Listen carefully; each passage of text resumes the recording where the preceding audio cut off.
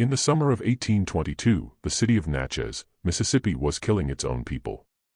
Not with guns, not with war, not with crime, but with medicine. Every day, men in black coats walked into homes carrying polished lancets and porcelain bowls, and every day those bowls came out filled with blood. By the time the doctors were done, the fever patients weren't just sick anymore. They were empty, empty of strength, empty of blood, and empty of a chance to survive. The doctors were certain they were saving lives. That's what their textbooks said. That's what their professors had taught them. That's what medicine had done for centuries. So when people kept dying anyway, they didn't question the treatment. They blamed the patients. They blamed the heat. They blamed God. They blamed the river. They blamed everything except themselves. By June 1822, over 100 people in Natchez were already dead. Judges collapsed in mansions with crystal chandeliers. Dockworkers died on filthy cots near the river.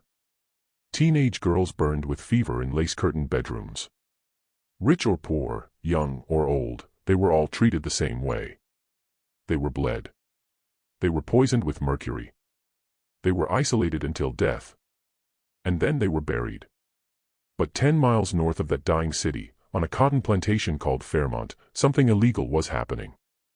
An enslaved man named Jonas Ryder was curing yellow fever, quietly, without permission, without a medical degree, and without the right to be alive if anyone important discovered what he was doing.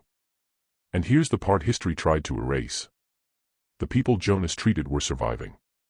Not a little more. Not by coincidence.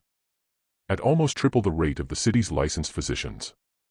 While Natchez's doctors were killing nearly 70% of their patients, Jonas was saving nearly 75% of his, with nothing but bitter bark, boiled roots, forbidden knowledge, and memory. Which meant one thing. Either Jonas Ryder was committing the greatest medical fraud in American history, or the entire medical establishment of Natchez was murdering people out of arrogance. And if Jonas was right, then admitting it would mean admitting something far more dangerous than a bad treatment. It would mean admitting that an enslaved man knew more than trained white physicians.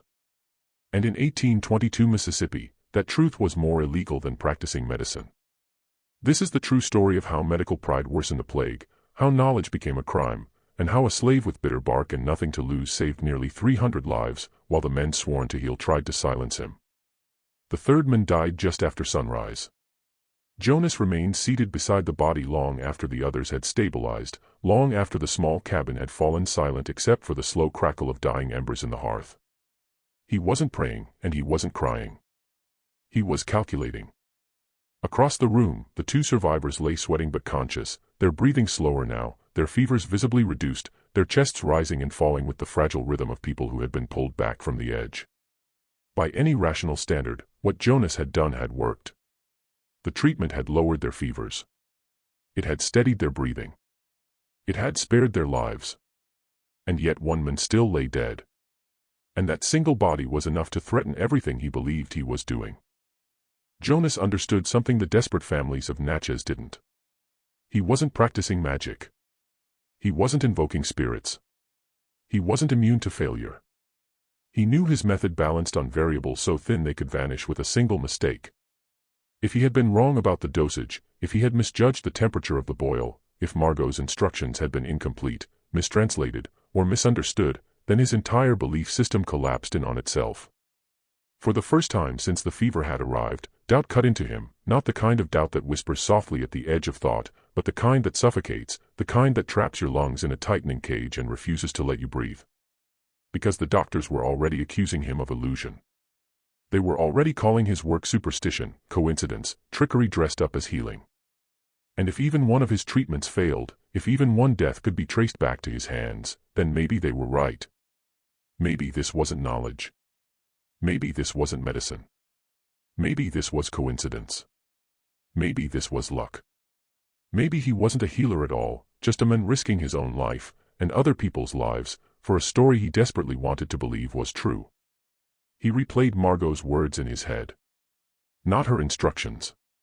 Not the steps. Not the formulas. Her last command. Salve less. Save them. But what if he couldn't? What if the disease was stronger than her knowledge? What if the doctors were wrong, but he wasn't right enough? What if he had crossed the line between courage and arrogance without realizing it? By midday, when the two survivors began asking for water and food, Jonas felt something worse than relief. He felt terror. Because now he knew his method worked. And that knowledge carried a weight far heavier than failure. It meant every death that followed, if he didn't act, would be his responsibility too. Dr. Cornelius Howell didn't hate Jonas because Jonas was wrong. He hated Jonas because Jonas might be right. Because if an enslaved man could cure yellow fever, then everything Howell had taught for 30 years collapsed in a single moment. Every bloodletting he had performed. Every mercury purge he had prescribed. Every patient he had buried. None of that would be tragic miscalculation anymore. It would be something far worse. It would be organized killing carried out in the name of science. That wasn't professional embarrassment. That was existential collapse. It meant Western medicine, as practiced in Natchez, wasn't science at all. It was tradition. It was ritual. It was authority masquerading as evidence. It was men repeating what other men had once written, long after the writing had stopped matching reality. And worse than any medical failure, it meant something far more dangerous. It meant white intellectual superiority, the ideological backbone of slavery itself, was fiction. Because if a man born into chains, forbidden from reading, forbidden from practicing, forbidden from even being recognized as fully human, could outperform trained white physicians in saving lives, then the entire moral logic of the slave system fractured. If Jonas was right, then slavery wasn't just cruel. It was stupid. It wasn't just evil. It was inefficient. It wasn't just inhumane. It was intellectually bankrupt. And that truth was more explosive than any accusation Jonas could ever make. So Howell reframed the conflict. Not as science versus evidence, but as legality versus chaos. He called it public safety. He called it professional standards. He called it the rule of law. He warned the council that allowing an enslaved man to practice medicine would invite quackery, panic, disorder, and death. But beneath the speeches, beneath the regulations, beneath the polished moral language, it was fear. Not fear that Jonas would kill people. Fear that Jonas would save them. Fear that if Jonas won this argument, the entire social hierarchy of Natchez would crack. Because if an enslaved man could save lives better than licensed physicians, then what else had slavery erased? What else had it buried? What else had it stolen and relabeled as inferiority? Howell didn't actually need Jonas to be arrested. Arrest would make him a martyr. Arrest would make the story larger. Arrest would force the city to look directly at the evidence. What Howell needed was something far more surgical. He needed Jonas to be discredited. He needed doubt to cling to Jonas's name like smoke. He needed the council to choose authority over outcomes, reputation over survival, hierarchy over proof. Because once a society admits it killed people out of arrogance, it doesn't just lose trust. It loses legitimacy. It loses moral control. It loses the right to pretend it knows better than the people it rules. And here was the twist Howell never said out loud, even to himself. If Jonas failed, Howell could call him a fraud. If Jonas succeeded, Howell would have to call himself a murderer. So the war was never really about medicine. It was about which story the city could psychologically survive. The story where an enslaved man saved hundreds of lives.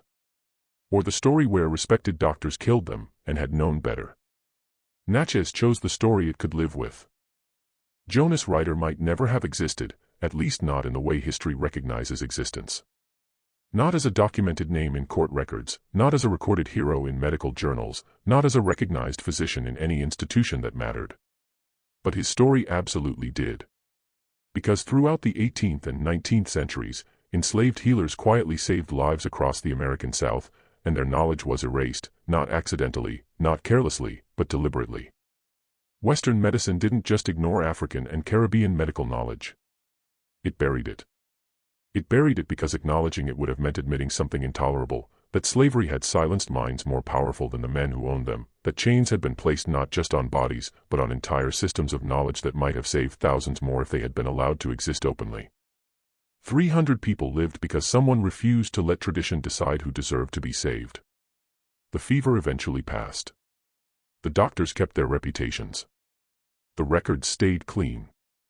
The official narrative remained intact. The city congratulated itself for surviving. And Jonas went back to picking cotton, not freed, not paid, not thanked, and not remembered. The same hands that had boiled bitter bark to save dying strangers were forced back into the soil, harvesting wealth for men who would never speak his name. No statue was built.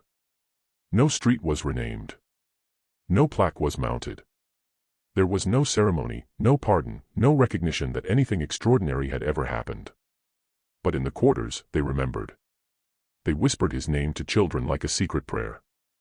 They told stories about the summer death walk through Natchez, about the slave with bitter bark who shamed educated men, about the knowledge that survived chains even when institutions tried to kill it. They didn't write it down because writing it down was dangerous. They didn't announce it publicly because truth had already proven it could get you punished. So they did the only thing they could do. They carried it forward in memory. They passed it mouth to mouth, generation to generation, as quiet resistance. History forgot Jonas Ryder. But the people he saved never did. And that gap, between what institutions record and what human beings remember, might be the most American part of this story. Not the miracle. Not the medicine. But the erasure. Because this wasn't just a story about yellow fever. It was a story about how societies choose which truths are allowed to exist, which lives are allowed to matter, and which kinds of knowledge are permitted to survive. Jonas didn't lose to the disease. He lost to the archive. He lost to the system that decided his survival of others didn't count as history because it didn't fit the story power wanted to tell. And here is the darker truth beneath the darker ending. If Jonas Ryder never officially existed, then neither did his crime of healing without permission. Which means the system never had to admit it punished someone for being right. It never had to apologize.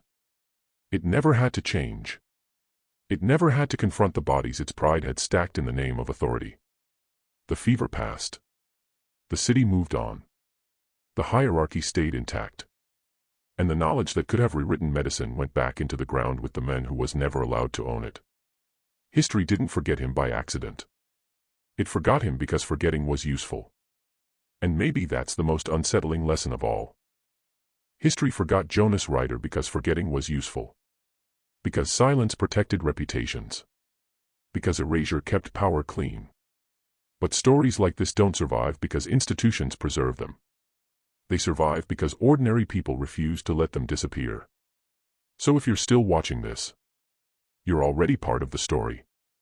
Every share is a correction. Every comment is a witness. Every subscribe is proof that erased knowledge doesn't stay buried forever. If this story unsettled you, good. That means it mattered. Because the real crime wasn't that Jonas healed without permission. The real crime was that history got away with pretending he never existed. Don't let it happen again.